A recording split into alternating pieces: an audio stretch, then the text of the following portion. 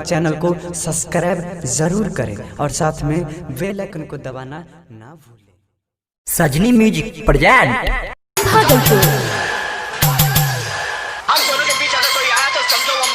हमें तोरा से करे छियो प्यार, हमें तोरा से करे छियो प्यार गे रानी बचपन से। हमें तोरा से करे छियो प्यार गे सोना बचपन से। यदि छोड़ के जाइबे साथ, यदि छोड़ के जाइबे साथ तुम्हारा जहर से गे। हमें तोरा से करे छियो प्यार गे सोना बचपन से। हमें तोरा से करे छियो प्यार के जानू बचपन से। हमें तोरा से करे छियो प्यार के जानू बचपन से।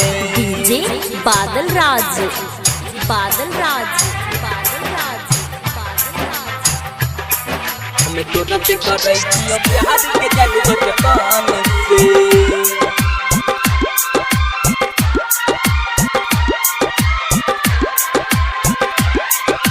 हमरे संगे खेल कूद के भैले ताहू दयान।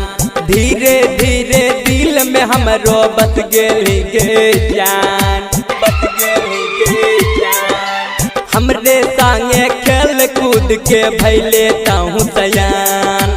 धीरे धीरे दिल में हमरो बस गेली गे जान।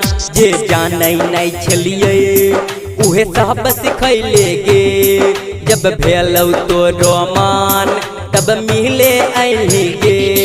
तब फेर चले ई हाथ तो हमारो तौर पे गे। हमें तोरा से करे छियो प्यार के जानू बचपन से। हाँ हमें तोरा से करे छियो प्यार के रानी बचपन से।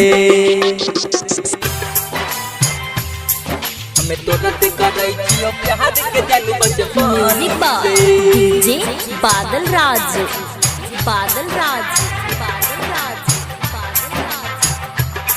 हमें तोरा से करे छियो प्यार के जानू बचपन से।